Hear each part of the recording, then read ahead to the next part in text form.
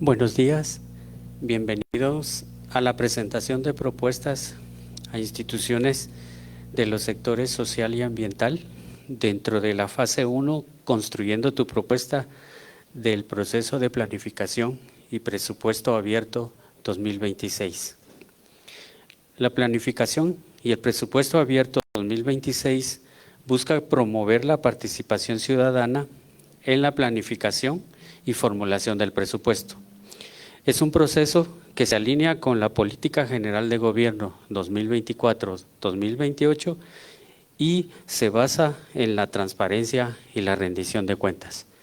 Cordialmente bienvenidos los que nos ven por redes sociales, también los que están conectados por medio de la plataforma Zoom, y de igual manera una cordial bienvenida a representantes del Ministerio de Salud Pública y Asistencia Social, al Ministerio de Educación, al Ministerio de Cultura y Deportes, al Ministerio de Desarrollo Social, al Ministerio de Ambiente y Recursos Naturales y al Ministerio de Energía y Minas.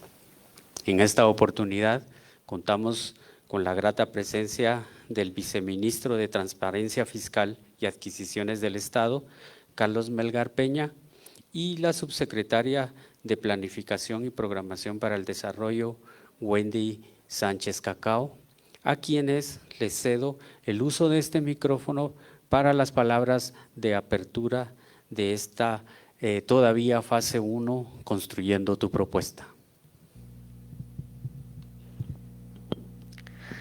Buenos días, Viceministro Carlos Melgar,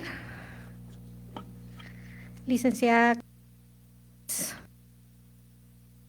Miguel Martínez, del Programa de Naciones Unidas para el Desarrollo, señores de las entidades y ministerios de sociedad civil, y también a quienes nos siguen en redes sociales, tanto del Ministerio de Finanzas Públicas como de la Secretaría de Planificación. Pues es una alegría y satisfacción que este proceso vaya avanzando. El día de hoy estamos finalizando la primera fase de construyendo tu propuesta, es decir, ya iniciamos un recorrido con la formación que se ha tenido en línea, también con ese acompañamiento técnico a través de talleres y mesas de trabajo con sociedad civil, academia, tanto aquí en la ciudad capital y la semana pasada en los departamentos de Jalapa y de Quetzaltenango, en donde contamos con una buena participación y recibimos también, está en proceso de construcción, varias propuestas. Esto viene a fortalecer el trabajo de la política general de gobierno que busca el fortalecimiento de instituciones sólidas y también abona a ese mandato y a esos lineamientos de planificación que se socializaron hace poco, en el que se promueve la participación en los talleres de planificación y presupuesto abierto, no solo de sociedad civil, sino que también de las instituciones, para que a través de esa escucha y esa participación ciudadana puedan ser analizadas e incluidas las propuestas dentro de sus instrumentos de planificación. Es decir, en este avance que tenemos y este aprendizaje conjunto entre el Ministerio de Finanzas y la CGPLAN, seguimos trabajando para que esas propuestas puedan ser incorporadas dentro de los lineamientos y sea una planificación y un presupuesto participativo. Obviamente, a través de la participación ciudadana es donde también se fortalece la democracia.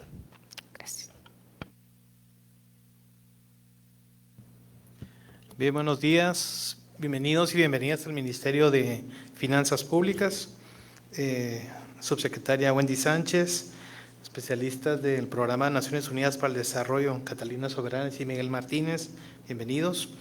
A los representantes de las diferentes entidades públicas de los sectores social y ambiental y a representantes de organizaciones sociales que nos acompañan, sea presencialmente o virtualmente, pues bienvenidos y bienvenidas nuevamente. Como lo menciona la subsecretaria, Estamos llegando a esta parte que consideramos esencial. En estas semanas hemos venido compartiendo los lineamientos para la presentación de las propuestas que las entidades, las personas, la ciudadanía desee formular. Hoy comenzamos con este proceso. Hemos recibido a través de los canales que tenemos en el portal de los talleres varias propuestas. Algunas se van a exponer esta mañana. Y pues bueno, estamos ahí con toda la predisposición y pues también con el interés de este acompañamiento tanto de proponentes como las entidades a las cuales vayan a ir dirigidas las diferentes propuestas.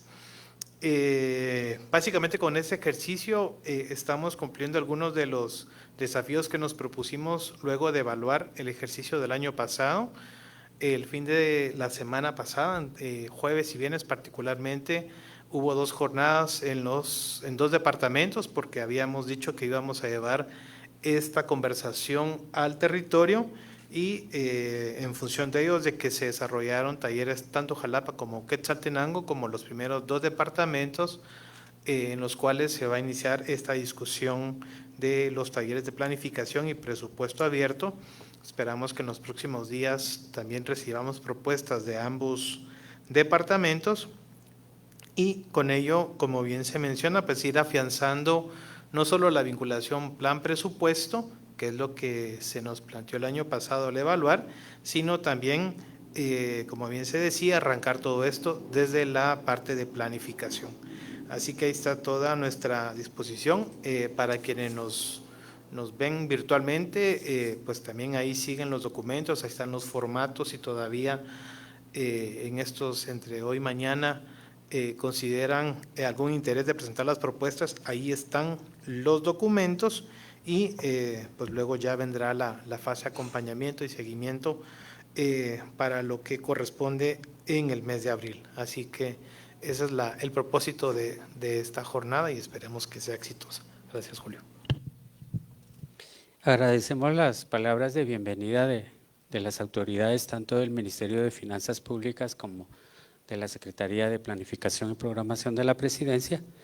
Y en seguimiento a ello, y como ya las autoridades presentaron a los 2 especialistas que nos acompañan esta mañana del Programa de Naciones Unidas para el Desarrollo, quienes van a abordar así de forma resumida un diagnóstico sobre el sector social que estará a cargo de la licenciada Catalina Soberanis y posteriormente pues, vamos a escuchar también a Miguel Martínez, quien va a disertar un diagnóstico del sector ambiental.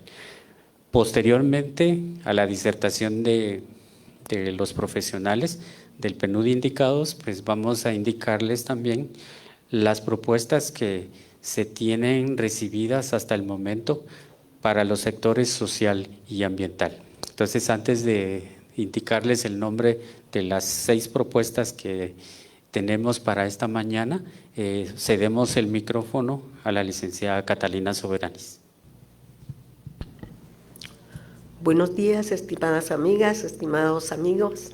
Muchísimas gracias al señor viceministro de Finanzas Públicas, Carlos Melgar, y a la licenciada Bendy Sánchez, también subsecretaria de SEGEPLAN, por la confianza depositada en el PNUD para que podamos facilitar con información estas jornadas. En ese sentido, a mí se me ha encomendado pues, desarrollar y plantear alguna información relevante sobre el sector social. Sabemos que todo gobierno tiene pues, un dilema, que es cómo atender lo importante, lo necesario, sin descuidar lo urgente. Pero que cuando se trata de un país que ha tenido tantos rezagos sociales, todo es importante, todo es urgente y todo es necesario. Pero hay que definir prioridades porque se tiene un tiempo limitado y se tienen recursos limitados también. Así que voy a iniciar ya la presentación con algunos datos. La mayor parte están tomados de INCOBI, de las estadísticas del Instituto Nacional de Estadística, de documentos oficiales de finanzas y de SEGEPLAN. Acá tenemos un panorama socioeconómico de Guatemala, puesto que no podemos desligar los problemas y los temas sociales de los problemas y los temas económicos, en donde vemos que Guatemala pues es un país con una estabilidad macroeconómica que se ha mantenido en el tiempo, con un crecimiento moderado, pero secuencialmente. Pero por otro lado, cuando ya vamos al índice de desarrollo humano, encontramos que Guatemala se encuentra en el puesto 136 de 193 países evaluados en el último informe global de desarrollo humano. Y por otro lado, que es uno de los países con una más baja tasa de desempleo, pero la mayor parte del empleo se encuentra ubicado en el sector informal. También tenemos una tasa de informalidad de 0.72 y una tasa de pobreza, de acuerdo a la ENCOBI, de 53%.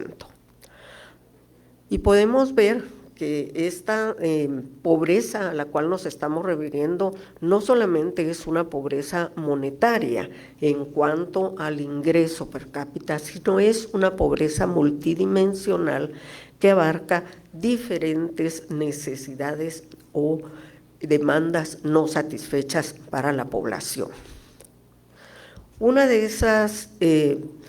esos fenómenos que observamos en nuestro país especialmente es la amplia brecha de género, que significa la distancia que hay entre las oportunidades que la sociedad ofrece a los hombres y a las mujeres.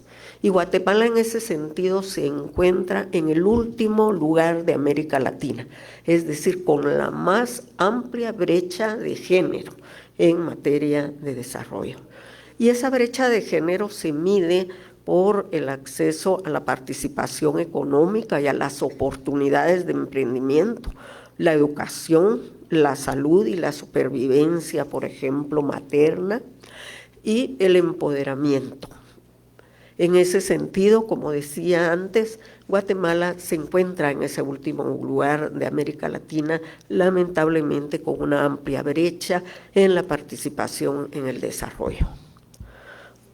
Otro tema que es muy importante analizar cuando hablamos del sector social es la seguridad alimentaria y nutricional.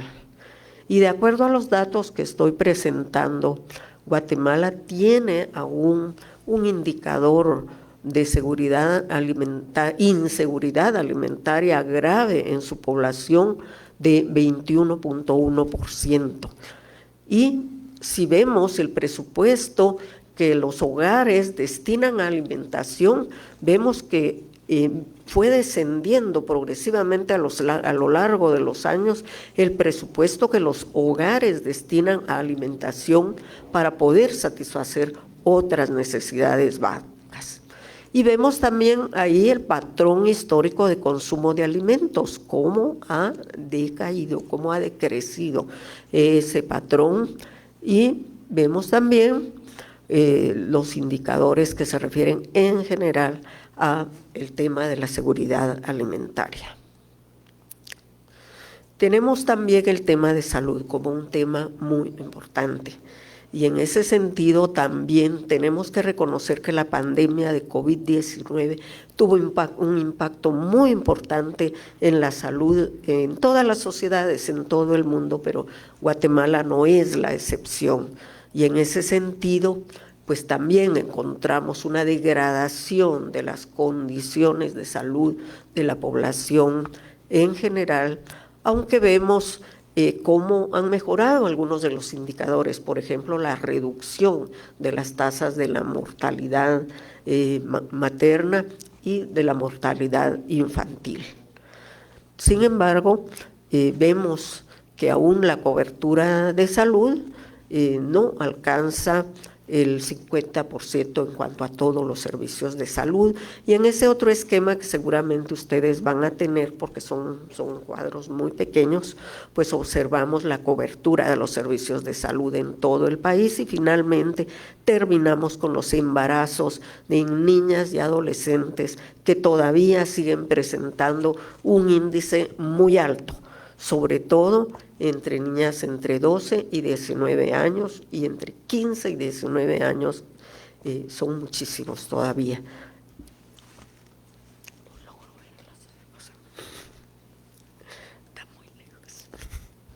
Bien, en cuanto a la educación, aquí vemos los niveles educativos en la población y como vemos que la más alta cobertura se encuentra en el nivel primario, seguido por el nivel preprimario diversificado y en el diversificado es donde todavía hay muy baja cobertura de la educación. Y si vemos también la tasa de participación de las personas entre 15 y 24 años en los últimos meses en la educación formal y en la capacitación, es también aún bajo.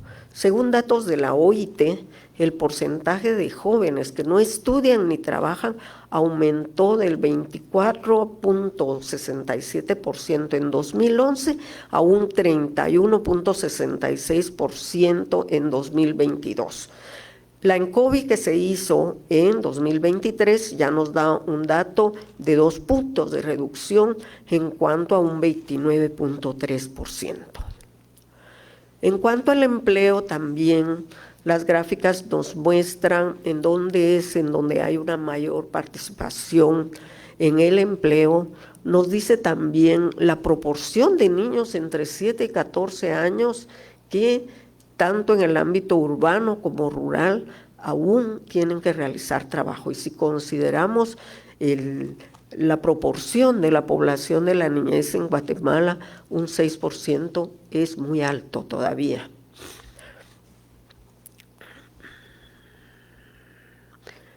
También tenemos que revisar los porcentajes de cobertura de la seguridad social porque esto nos habla de trabajo con garantías sociales. Y en ese sentido tenemos un 19.2% de porcentaje de personas con cobertura de seguridad social para 2023. Vemos también el déficit habitacional en esta gráfica acerca de la vivienda y aunque vemos que el déficit habitacional no es muy alto en Guatemala, cuando ya pasamos al porcentaje de personas que tienen una casa propia y ya pagada, vamos a observar que más del 25% de las personas no poseen una casa propia ya pagada. Y en cuanto al gasto público en servicios esenciales y básicos, sí hemos visto cómo fue aumentando a partir de la firma de los acuerdos de paz en los servicios esenciales y básicos. Sin embargo, no llegó a alcanzar el porcentaje establecido en los acuerdos, que no era un porcentaje ambicioso, y sin embargo, aún estamos lejos de poder cumplir con ese compromiso. Y bueno, vemos acá abajo también la proporción de población de hogares con acceso a servicios básicos tales como agua, saneamiento, electricidad, extracción de basura, y vemos también que todavía hay una proporción importante que no cuenta con esos servicios básicos. En cuanto a protección social, vemos cómo el gasto público social en favor de los pobres a través de transferencias condicionadas, pues es aún bajo. Tiene en este momento para 2023, que es el último dato con que se cuenta, el 20.2%. Bien, existen actualmente 82 programas, 150 beneficios proporcionados por 15 entidades gubernamentales en materia de protección social, pero aún no existe un registro unificado y confiable que por lo tanto se obstaculiza la focalización efectiva y transparente de los programas sociales. Esto fue presentado por el presidente en su informe en enero de 2025. En 2024 ya se definió una estrategia para contribuir a disminuir la pobreza y la malnutrición en el periodo 2024-2028 a través de la iniciativa Mano a Mano liderada por el Ministerio de Desarrollo Social y la Secretaría de Seguridad Alimentaria y Nutricional. Y otra innovación ha sido la revisión del registro social de hogares iniciada en el periodo anterior y su actualización. Y por otro lado, la revisión de los indicadores de pobreza multidimensional, de los cuales el gobierno va a poder presentar ese informe próximamente. Para el periodo 2024-2028, en el programa y la iniciativa Mano a Mano se han priorizado 114 municipios en los departamentos de Alta Verapaz, Chiquimula, Huehuetenango, Quiché, Sololato, Tonicapan, Chimaltenango, San Marcos, Jalapa y Quetzaltenango, en donde se concentran las mayores condiciones de vulnerabilidad nutricional, económica y social. Si necesitan alguna información mayor, sobre todo nuestros invitados e invitadas de sociedad civil, para ampliar sobre estos indicadores, está este documento elaborado por Segeplan en 2024 con datos muy actualizados que contienen los indicadores para las metas presidenciales establecidas además en el marco del Plan de Gobierno 2024-2028. Así que muchísimas gracias por su atención.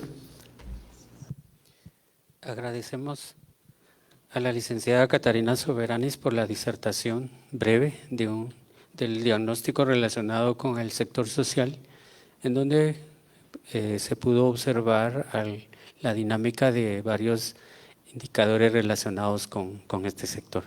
A continuación, el ingeniero Miguel Martínez, del programa Biofin, también del PNUD, realizará ahora la disertación del sector ambiental, indicándole también que tiene los 15 minutos correspondientes. ¿Se escucha? Antes que nada me voy a cambiar porque desde acá no veo la pantalla.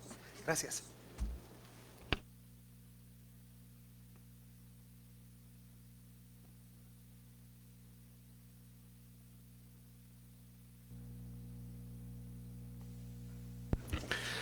Buenos días. Perdón, los micrófonos y yo no somos muy amigos. Buenos días a todas y todos. Muchas gracias a las autoridades que nos invitaron el día de hoy, al licenciado Carlos Melgar del Ministerio de Finanzas, a la licenciada Wendy Ninette Sánchez, público general. Gracias por tenernos aquí el día de hoy. Yo voy a hablarles básicamente del diagnóstico del sector ambiental.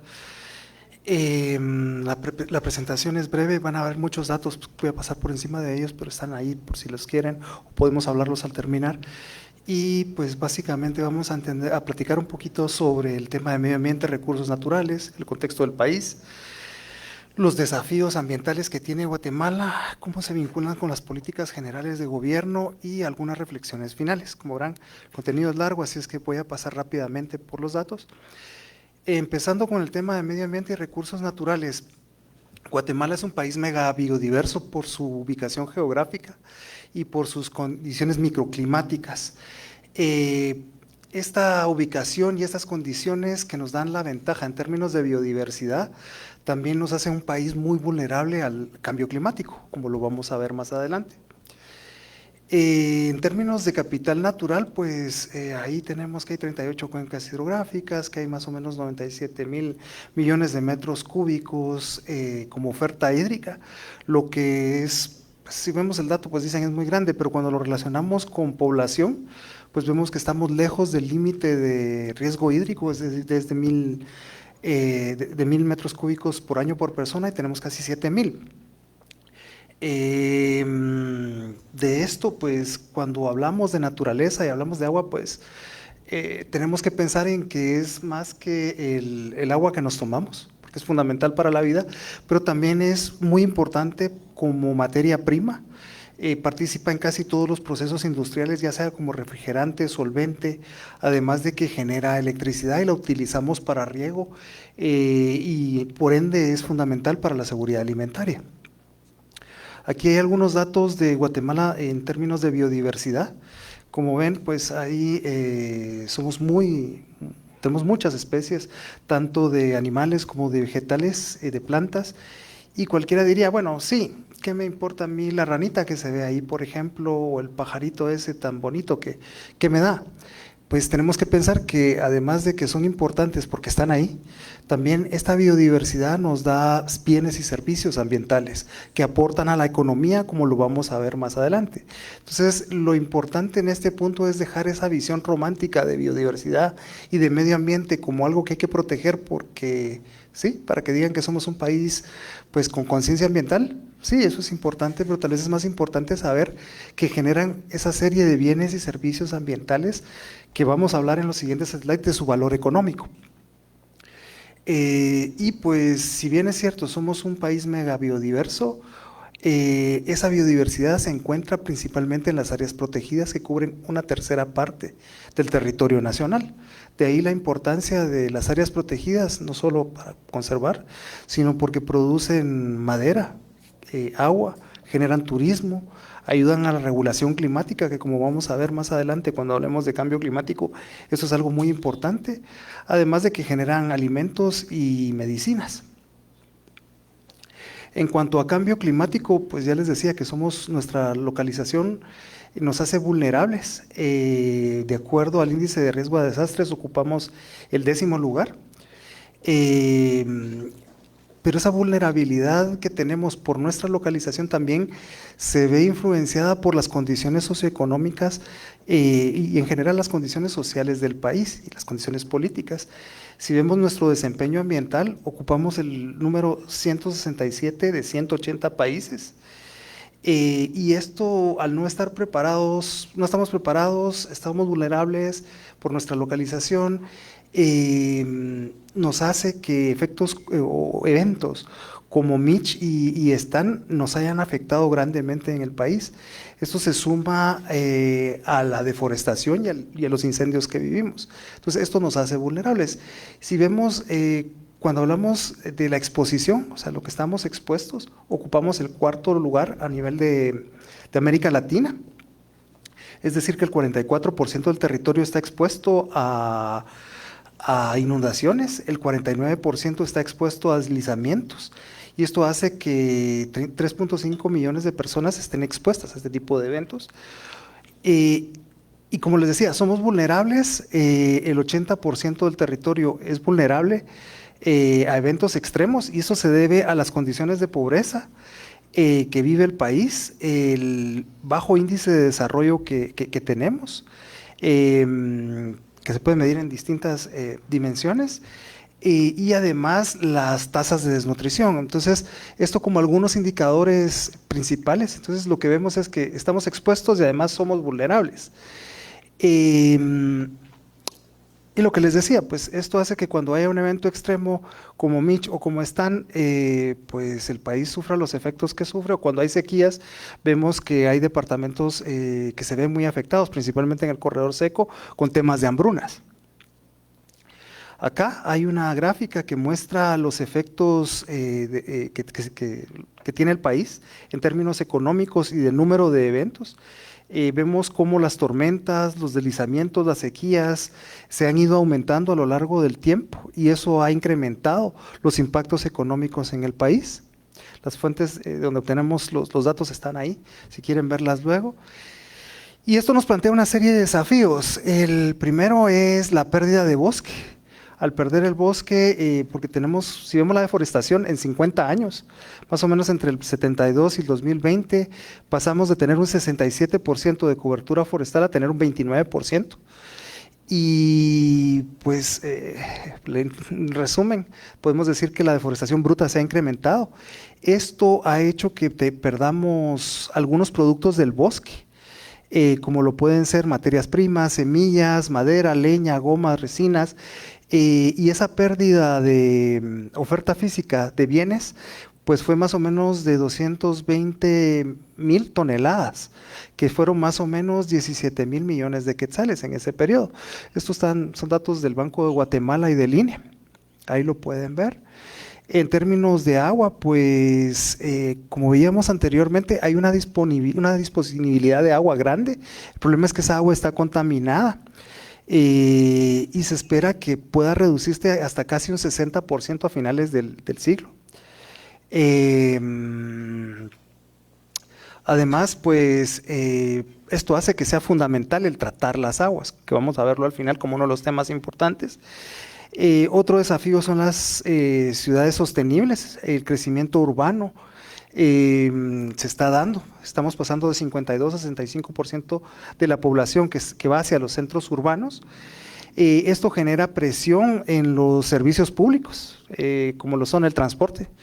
Lo ven, cada vez es más difícil movilizarnos y cada vez hay que levantarnos más temprano para llegar de un lugar a otro. Y no solo en esto, sino en términos de transporte, sino también en agua, en desechos sólidos y en general en la calidad de vida que tenemos en las ciudades. Otro problema, otro desafío es el sistema edáfico y lítico. El 60% de los productores de consumo local se encuentran en suelos no aptos para cultivos limpios. Esto lo que hace es que la erosión se ve incrementada en los suelos. Y pues los desafíos relacionados con el medio ambiente tenemos, el primero es que, pues ya lo hablamos, los recursos naturales están disminuyendo sostenidamente en el tiempo. La inversión que hacemos es insuficiente. En el siguiente slide vamos a ver algunas brechas que se tienen en estos temas. El agotamiento y degradación del capital natural crece linealmente o está relacionado con el PIB.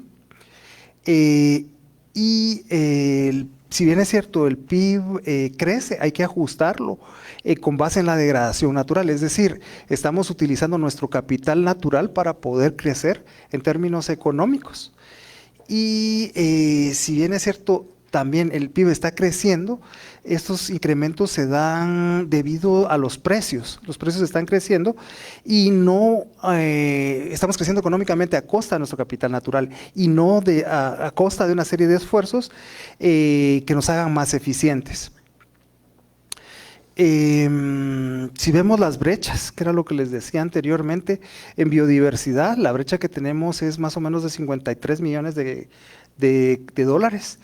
En adaptación y mitigación, es decir, en temas de cambio climático es de 16,000 millones. Y esto es un reto importante por lo que vimos anteriormente. Somos muy vulnerables y estamos invirtiendo, pues tal vez no lo que deberíamos en estos temas, pero cuando vemos quién está invirtiendo en adaptación, pues básicamente el sector público y el sector privado invierten más o menos lo mismo. Pero cuando lo vemos en mitigación, vemos que casi el 64% de la inversión viene de fondos privados para mitigación. Cuando analizamos los ejes estratégicos de gobierno, pues hay uno que está bastante claro, que es el cuidado de la naturaleza. No voy a entrar en esto, es por esto que estamos hablando el día de hoy acá.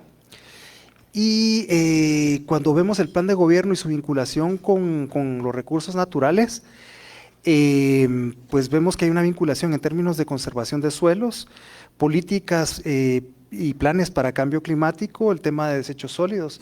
Ahí vemos a la ministra cada rato en noticias con este tema, que es un tema importante para el gobierno, también con temas de protección de recursos naturales, gestión sostenible de cuencas, de recursos hídricos.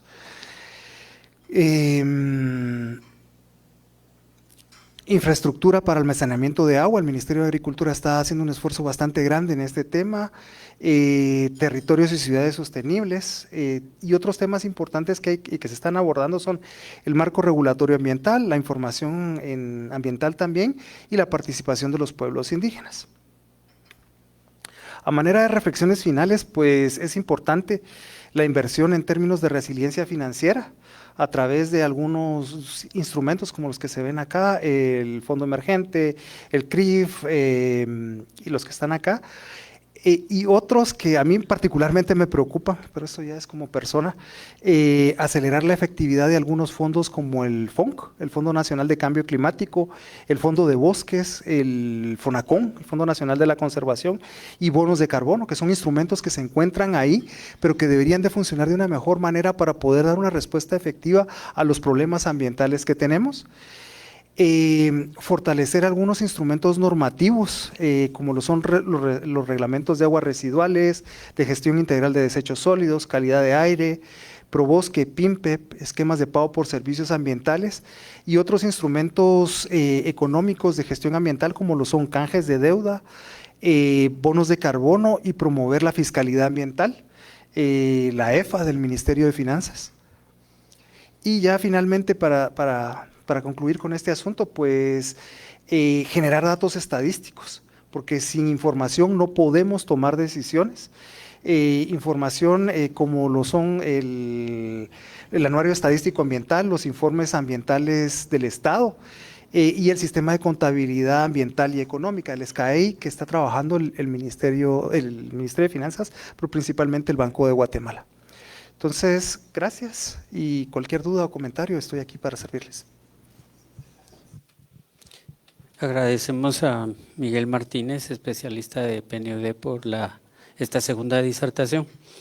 Ahora, en el siguiente punto de la agenda, vamos a dar el espacio para la presentación de las propuestas técnicas para los sectores social y ambiental. En ese sentido, hasta ayer domingo, 8 de la noche, más o menos, teníamos registrado de manera oficial, reitero, para el sector social, 6 propuestas. De ellas serán presentadas 2 acá en este espacio. Posteriormente dejaremos, si así lo requiera la persona o representante levantar la mano desde la plataforma Zoom para hacer la debida participación. Comentarles, tendrán 10 minutos por cada disertación y les voy a indicar cuáles son las que tenemos registrados hasta este momento. La primera, por el Foro Ciudadano de los Pueblos, la creación del Registro Único de Pacientes RUP. El número 2 tenemos por parte de COPIG, cuyo representante es Álvaro Fabricio Velázquez Serna de Jalapa, con la propuesta EduTech, Red de Bibliotecas Transformadoras. Número 3, el Grupo Gestor de Jalapa, Parque de las Dos Culturas. 4, Multisectorial de Occidente, con la propuesta Descongelamiento de plazas vacantes en establecimientos de nivel medio de Quetzaltenango y presupuesto para mantenimiento y adquisición de equipo técnico. 5, la Asociación Nacional para el Desarrollo de la Cultura, con la propuesta Festival de Marimba del Magisterio Nacional, rescatando nuestros valores. Y número 6, nuevamente el Foro Ciudadano por la Salud de los Pueblos, con la propuesta para fortalecer el enfoque preventivo de la salud en el Ministerio de Salud Pública y Asistencia Social. Entonces reiteramos, 10 minutos por cada representante de organización. A partir de este momento, entonces, vamos a darle el micrófono a la representante del Foro Ciudadano por la Salud de los Pueblos, quien tendrá bien la disertación de la propuesta Creación del Registro Único de Pacientes. Bien, aquí. Buenos días a todos, a los funcionarios, a sociedad civil y a todos los que están acá con el interés de mejorar el presupuesto, la planificación para mejorar nuestra salud y en general todas las actividades de gobierno y de Estado que debemos fortalecer. A mí me corresponde de parte del Foro Ciudadano por la Salud de los Pueblos, liderado por la Coordinación de ONGs y Cooperativas, Sección Nacional de Salud de la Conferencia Episcopal, Asociación de Servicios Comunitarios de Salud, Causa Común, que es la reunión de varios profesionales de salud, de ambiente, de economía, Asociación de Promotores de Salud de San Marcos, que desde su trabajo junto con la comunidad está con nosotros, También Nimalashik, que es la Asociación de Comadronas de Guatemala, AMUGEN, Fundaespro, ASOGEN y ACOMUSAN. Son todas estas organizaciones que nos ubicamos en el foro y elaboramos nuestra propuesta colectiva. Va dirigida al Ministerio de Salud Pública y Asistencia Social en el área de transparencia y rendición de cuentas. La problemática que vimos es, vamos a ver, ahí vamos, sí. La problemática que vimos es la fragmentación de la información médica, lo que conlleva a múltiple información crítica, negativa, aumento de errores médicos, incoherencia en la atención de las personas. También en el área administrativa hay ineficacia, seguimiento y control de limitaciones en la interoperatividad, desempoderamiento del paciente y problemas interrelacionados que afectan la calidad, eficiencia y eficacia del cuidado de la salud en el sistema sanitario en su conjunto.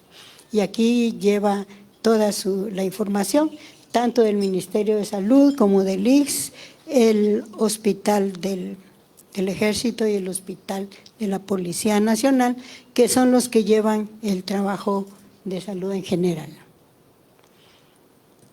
Bueno, el título de nuestra propuesta es Creación del Registro Único de Paciente, que le llamamos RUP.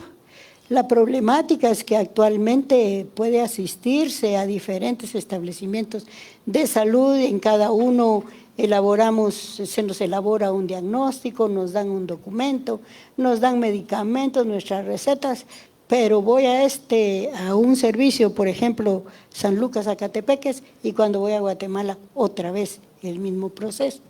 Entonces, la idea es que se facilite este servicio con mayor información de datos. Esto también contribuye a la transparencia, la rendición de cuentas y a llevar un poco más el trabajo general del Ministerio de Salud y todas las instituciones que atienden a las personas que van a consulta y necesitan ser atendidas.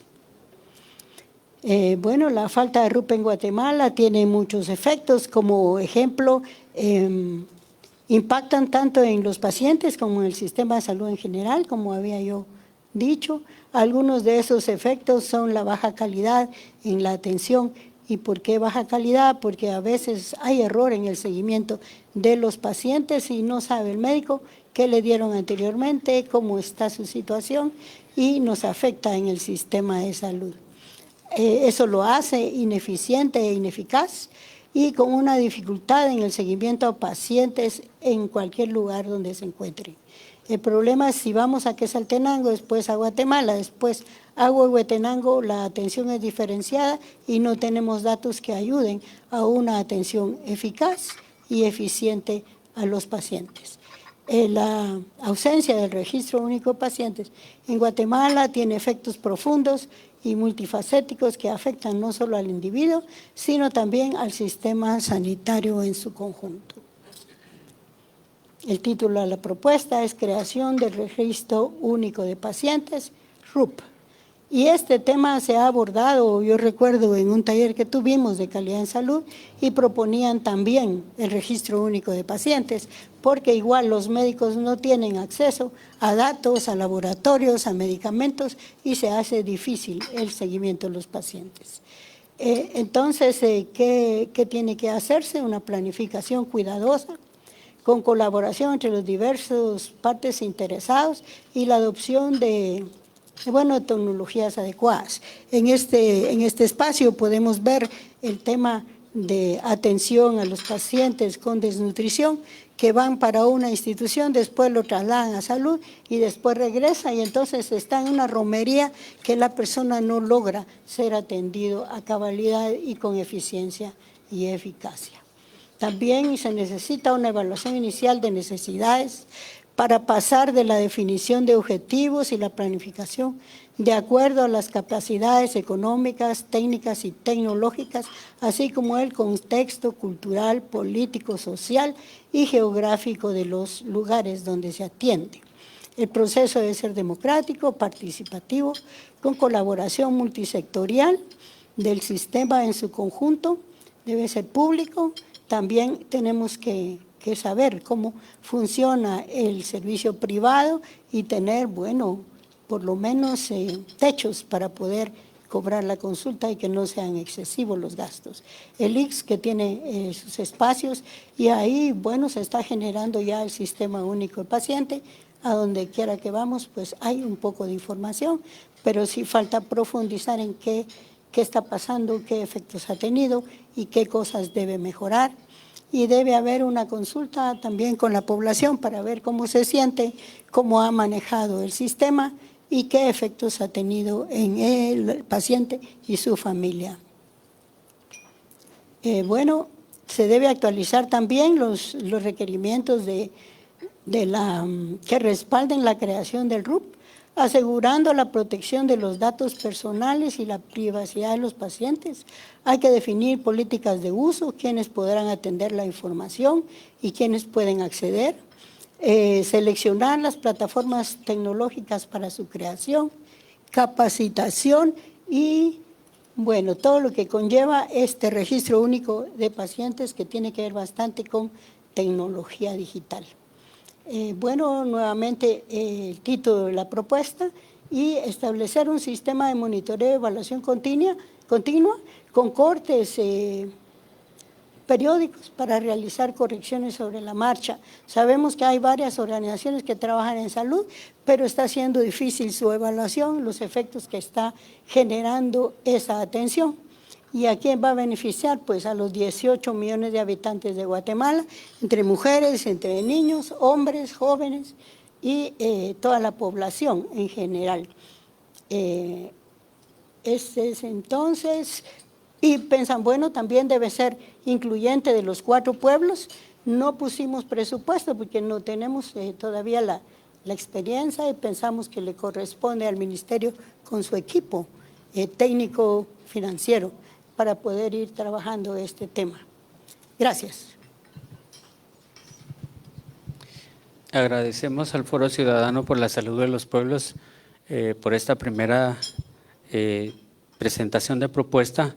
Consultamos a quienes están conectados en la plataforma Zoom, específicamente de la propuesta EduTech, Red de Bibliotecas Transformadoras. Si hay alguien conectado, que levante la mano para hacer alguna propuesta o presentarla, mejor dicho.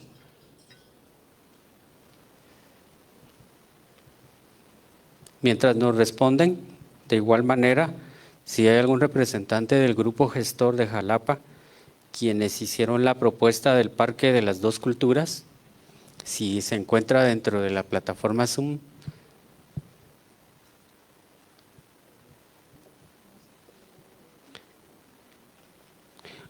De la Mesa Multisectorial de Occidente, descongelamiento de plazas vacantes en establecimientos de nivel medio de Quetzaltenango y presupuesto para mantenimiento y adquisición de equipo técnico.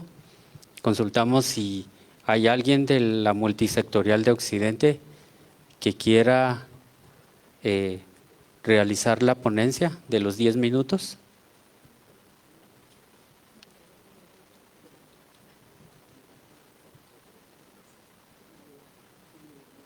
Vimos conectado al...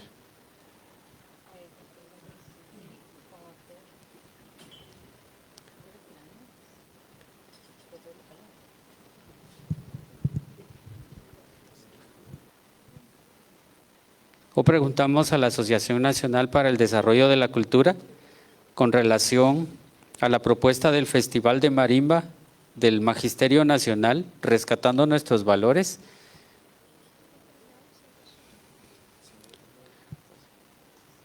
Vamos a darle el espacio al licenciado Eric Granados.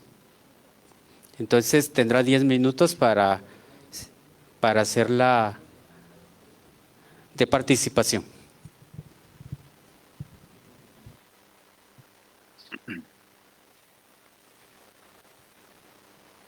Buenos días. No sé si me escuchan. Sí.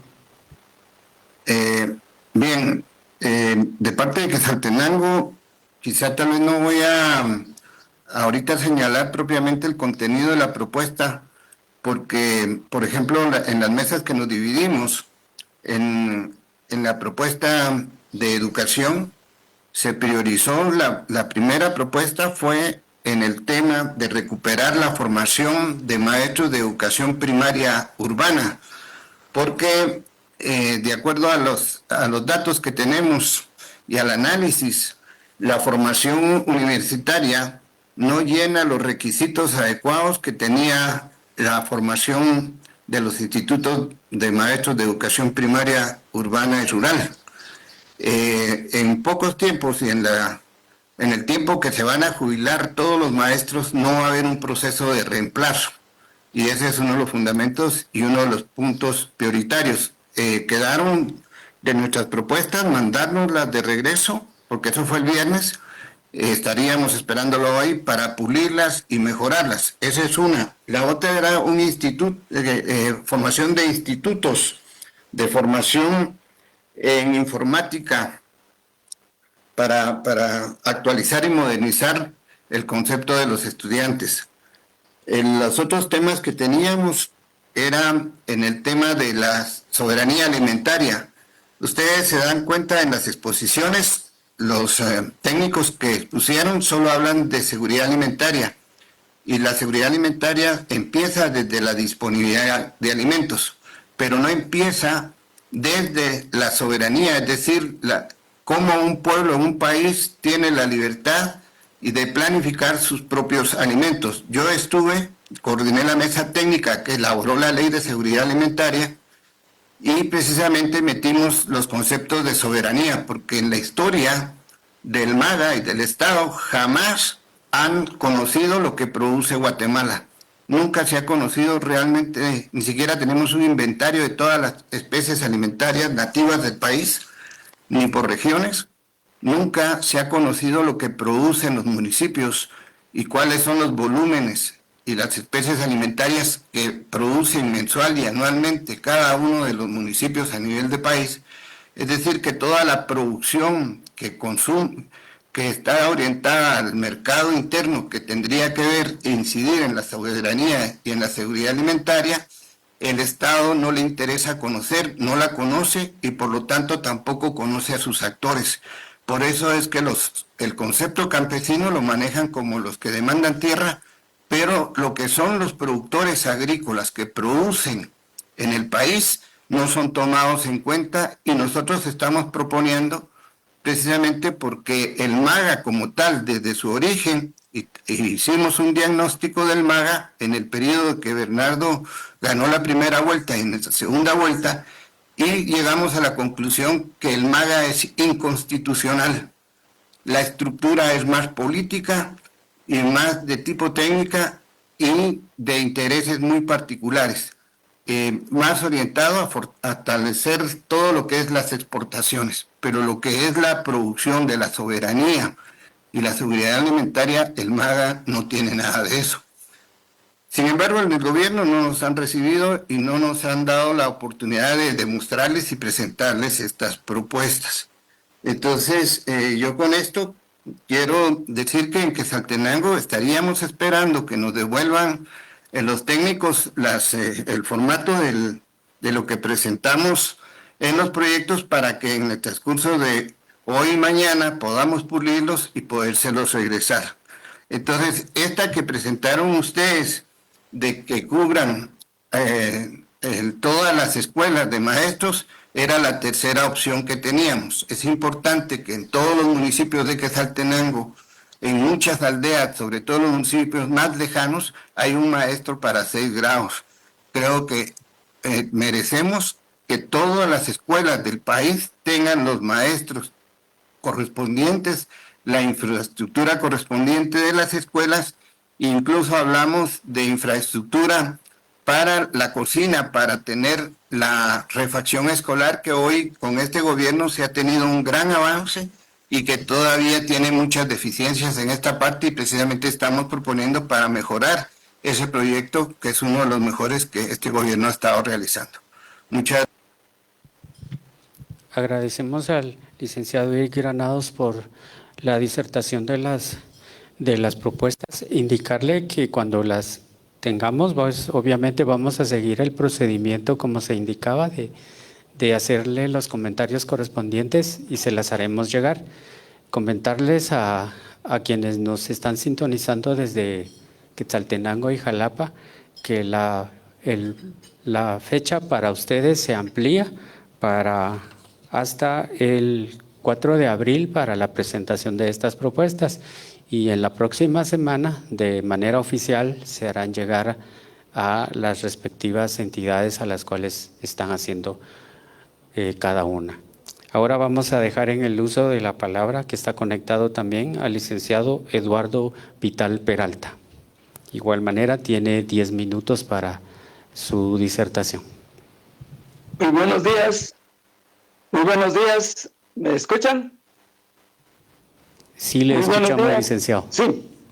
Bueno, yo voy a hablar rápidamente de dos propuestas que se hicieron. Una a través del colectivo ciudadano de Quetzaltenango, que es el referido al descongelamiento de las plazas de los establecimientos que tienen orientación técnica, porque ha habido bastantes plazas, ya sea por jubilación o por fallecimiento de los maestros, que no han sido cubiertas. Es decir, ese presupuesto existe, pero no se ha hecho el proceso respectivo. Y nosotros proponemos que se haga vía la ley de servicio civil, que se hagan las oposiciones necesarias para cubrir las plazas de profesores, de trabajadores administrativos y de servicio. Hay establecimientos que no cuentan en este momento, por ejemplo, con los respectivos personal de servicio, y son los estudiantes y los profesores los que han mantenido más o menos la higiene y el mantenimiento de los establecimientos. Y por el otro lado, digamos, hay un total abandono en cuanto al mantenimiento y renovación de equipos. En los técnicos, especialmente en el Instituto Técnico Industrial, hay maquinaria del siglo antepasado, del siglo de 1890. Por supuesto, buena maquinaria, pero que ya en este momento es obsoleta y que hay necesidad de renovarla para los diferentes talleres que tenemos en el Técnico Industrial, en el Werner Ovalle López, en el Gabriel Arriola Porres, en el IFEBO también, en el Instituto Femenino de Orientación Vocacional de Señoritas.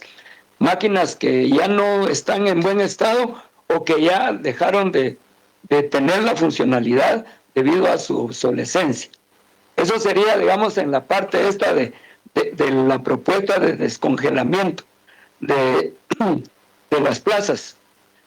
Y por otro lado, quiero hablar en nombre de la Asociación del Rescate por los Valores Nacionales, que es el que propone el Festival de Marimba. Rápidamente, el Festival de Marimba del Magisterio se ha desarrollado a nivel nacional desde el año 1988 y únicamente se suspendió durante la pandemia.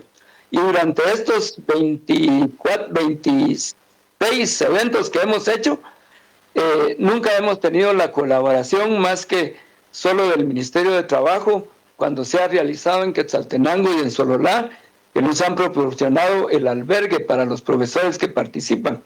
Participan maestros que no son marimbistas, sino que son aficionados, digamos, al instrumento, y que con el deseo de valorar nuestro instrumento nacional de acuerdo a las leyes existentes, a los reconocimientos que la marimba ha tenido a nivel nacional y a nivel internacional, pretendemos que no se pierda estos valores cívicos, especialmente en la juventud, que hoy ha tenido, digamos, una desviación hacia otras modalidades de música que no son nuestras.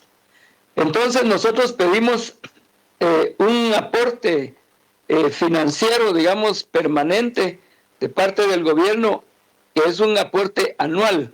En el presupuesto que nosotros enviamos en la propuesta es de 200,000 quetzales, y que es precisamente para el albergue y la alimentación de los maestros durante los días que se desarrolla el festival, que son concretamente 2 días, ¿verdad?, del mes de junio.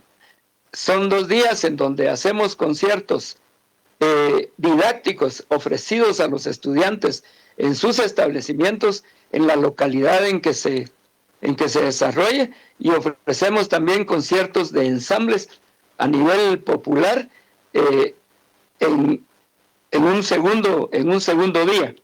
Entonces son únicamente esos 2 días de evento el que requiere un financiamiento de ese monto, y que nosotros lo hemos hecho durante 26 oportunidades con recursos de apoyos privados, ¿verdad? De apoyos privados, porque, como dije, aparte del apoyo que hemos tenido del Ministerio de Trabajo con el albergue de Sololá y el albergue de Quetzaltenango, todo el tiempo la comisión organizadora del evento consigue recursos para pagar el hospedaje de los maestros durante 2 noches y la alimentación, ¿verdad? Son 5 tiempos de comida para cada uno, y estamos hablando de un promedio de entre 15 y 20 conjuntos de marimba que vienen de todos los departamentos de todos los departamentos del país. Ha tenido especial participación, por ejemplo, el departamento de Petén, el departamento de Cobán, San Marcos, Huehuetenango, Totonicapán, Sololá, etcétera. Han tenido muy buena participación, pero lo hemos hecho de esa manera. Ahora estamos solicitándole al gobierno que nos apoyen. Hicimos una solicitud este año, pero obviamente por las razones que mencionaba la licenciada al principio del evento, que no se puede disponer de dineros sin tener el presupuesto respectivo, fuimos al Ministerio de Cultura y específicamente al Viceministerio del Patrimonio Cultural a solicitar ayuda, y nos respondieron que sí nos ayudaban y nos daban 50 tiempos de comida, y los tiempos de comida que necesitamos son 900. Entonces, vamos a ver de qué manera nosotros resolvemos para el festival número 27 que se va a desarrollar este año en el mes de junio en el departamento de Quetzaltenango. Estamos tocando puertas por todos lados para poder hacer este evento. Pero esperamos que el año entrante, a partir del año entrante y los siguientes años, el Ministerio de Cultura y Deportes, a través del Viceministerio del Patrimonio Cultural, puedan dejarnos una partida presupuestal de ese monto. Luego también indicarles, ¿verdad?, de que el cuentadante en esta ocasión es el que funcione como coordinador de la comisión organizadora y que esa comisión organizadora se elige en cada inicio del evento, se elige una comisión organizadora del siguiente año, que va a ser en el departamento X, en el departamento Y. Entonces, el cuentadante ahí, el que tiene que responder ante el gobierno y ante la sociedad con el tema de la rendición de cuentas, es el que funja como presidente. Tenemos una asociación nacional con nuestros estatutos y que estamos desarrollando el proceso judicial, digamos, el proceso para poderla inscribir ya como una organización con personería jurídica. Eso es todo, y les agradecemos mucho su atención, y muchas gracias a CEGEPLAN y al Ministerio de Finanzas por esta actividad de participación ciudadana, y que nos han dado la oportunidad de plantear nuestras necesidades desde los lugares en donde están presentes. Muchísimas gracias, licenciado. Agradecemos la participación del licenciado Eduardo Vital, y como siguiente punto ahora tenemos la participación del Foro Ciudadano por la Salud de los Pueblos nuevamente, quienes nos van a presentar la propuesta Fortalecer el enfoque preventivo de la salud en el Ministerio de Salud Pública y Asistencia Social.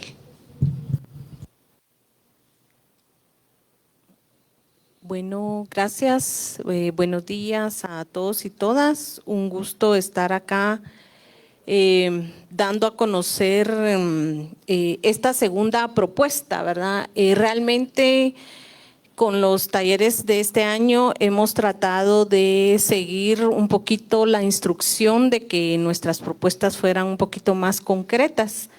Ya desde hace varios años venimos presentando propuestas de incremento y reorientación presupuestaria para el Ministerio de Salud como Foro Ciudadano por la Salud de los Pueblos, pero estas no han sido tomadas en cuenta. Sabemos que también llegamos en la etapa del presupuesto cuando ya estaba toda la parte planificada.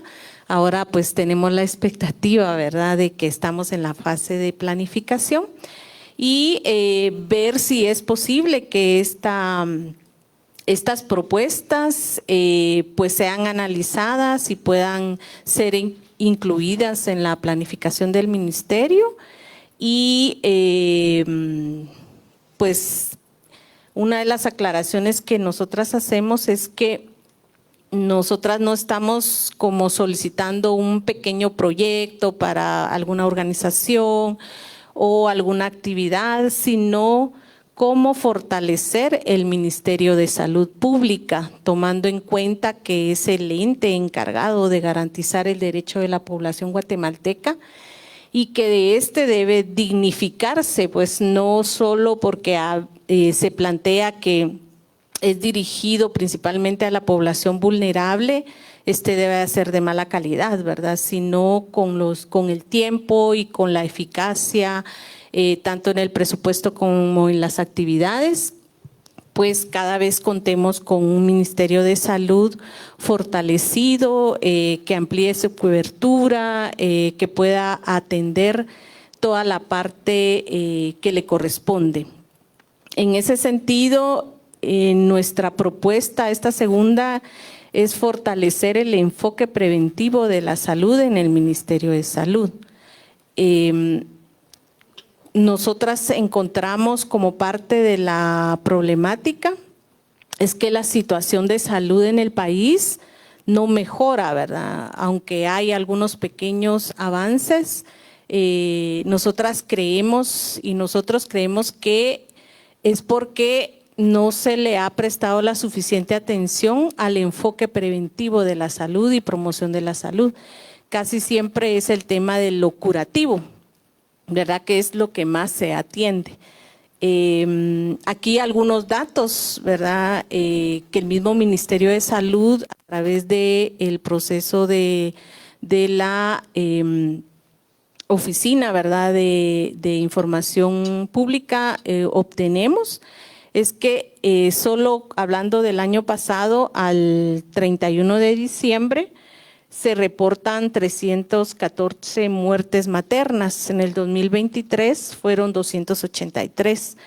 257.111 niñez menor de 5 años con desnutrición crónica. En 2023 fueron 247.103. 28.673 niñez menor de 5 años con desnutrición aguda, registrando 93 muertes por esta causa. En 2023 fueron 25.288 y un registro de 54 muertes. 1.962 personas que enfermaron por VIH, en 2023 fueron 2.576.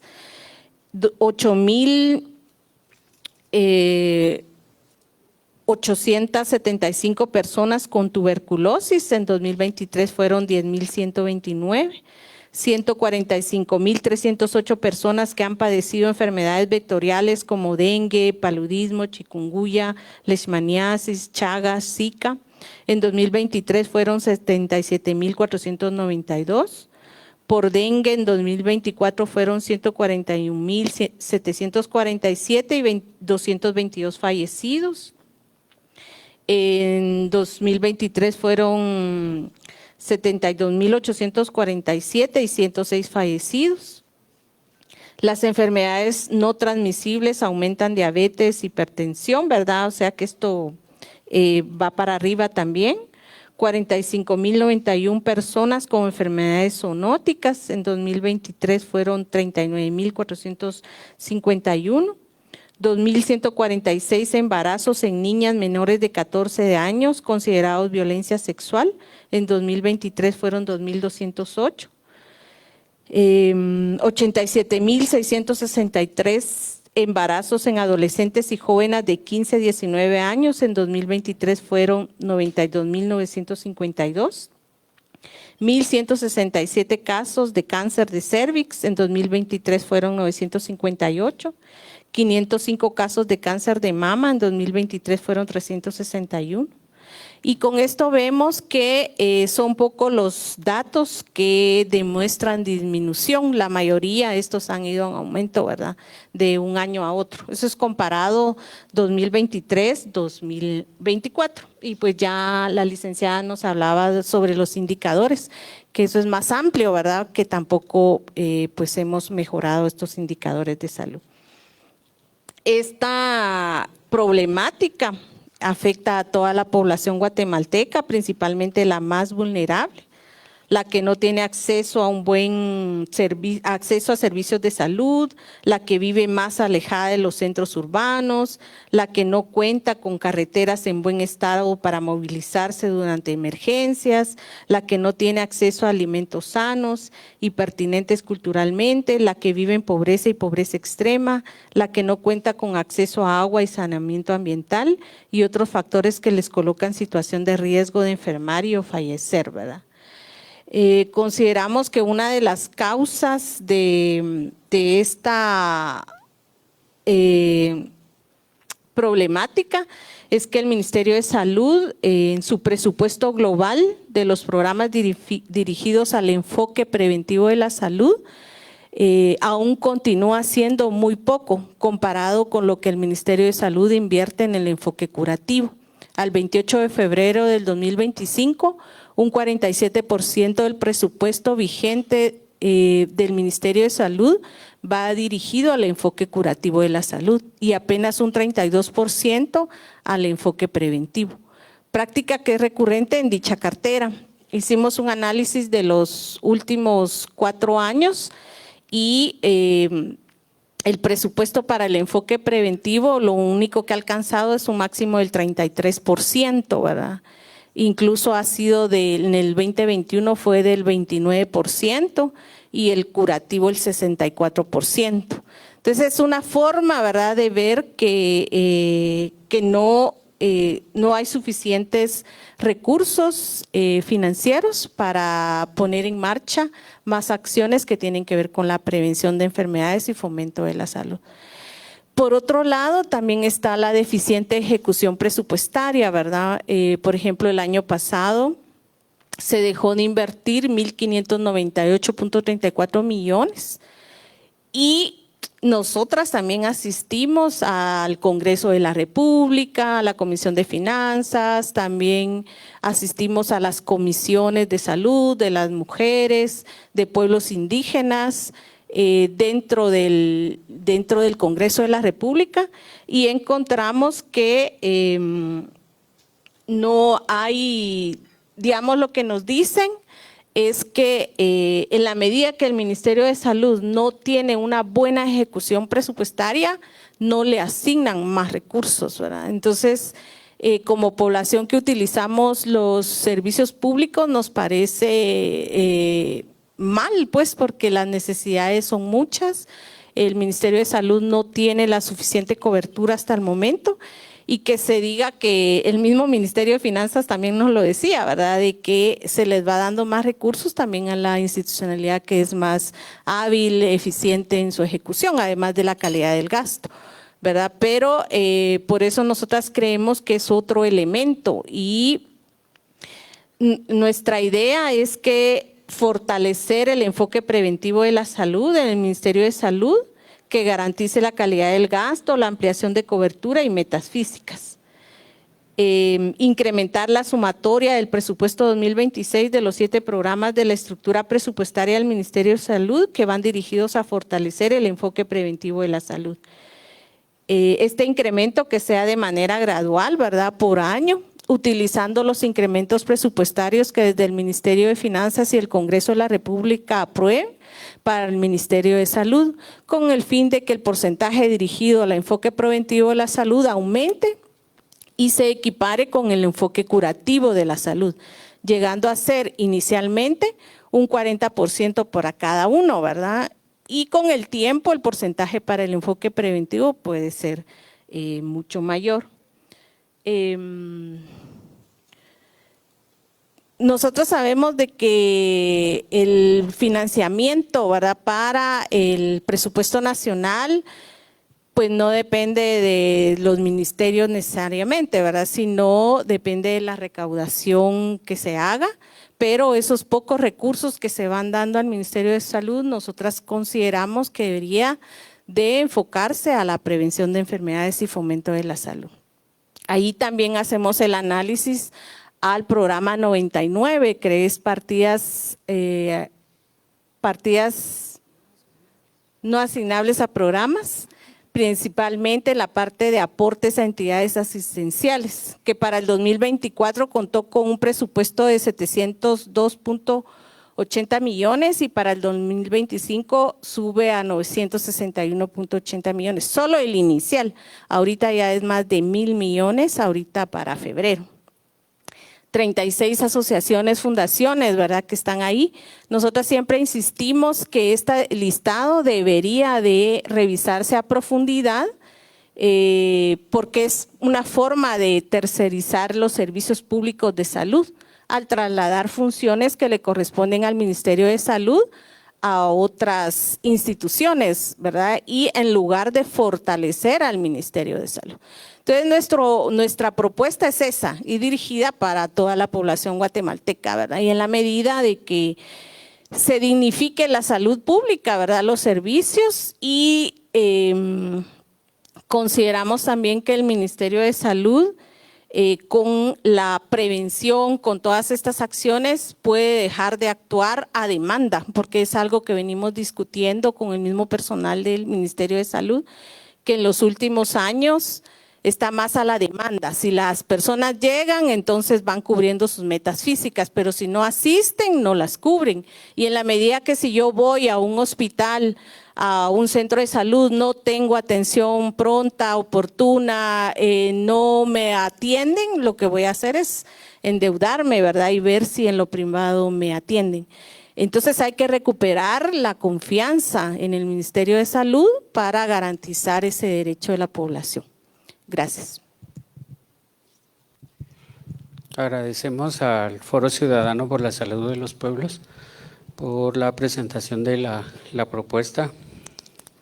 Ahora vamos a indicarles el procedimiento en cumplimiento a la metodología.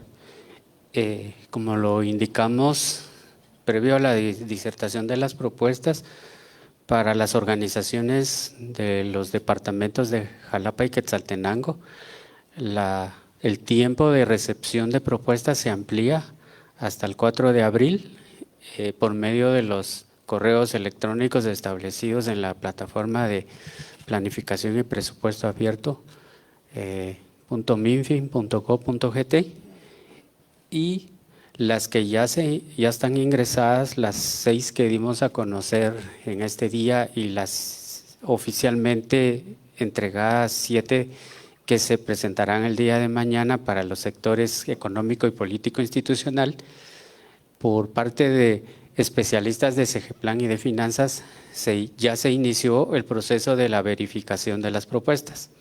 Al finalizar este periodo, se enviará de manera oficial a cada uno de los ministerios a quienes está marginada la propuesta, la entrega de la misma. Posteriormente, cada ministerio se le indicará el tiempo que debe de decir si las propuestas que el día de hoy y el día de mañana van a ser presentadas serán aceptadas e internalizadas dentro del Plan Operativo Anual 2026. De lo contrario, el ministerio tendrá que justificar las razones o los motivos si en caso fuese la respuesta negativa. Y entonces se le hará llegar a la respectiva organización la comunicación oficial, que en este caso venga de cada uno de los ministerios. Como le indicamos, esto en cumplimiento a la metodología que ya está establecida dentro del proceso de planificación y presupuesto abierto. Antes de finalizar, consulto a las autoridades si tienen algo más que agregar en este aspecto.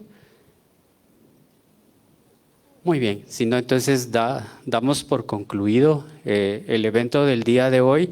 Agradecemos nuevamente al Ministerio de Salud Pública y Asistencia Social, al Ministerio de Educación, al Ministerio de Cultura y Deportes, al Ministerio de Desarrollo Social, al Ministerio de Ambiente y Recursos Naturales y al Ministerio de Energía y Minas por haber aceptado la invitación en este día y estar escuchando las propuestas que, como ustedes muy bien se dieron cuenta, estaban más enfocados en temas de salud y educación y de cultura.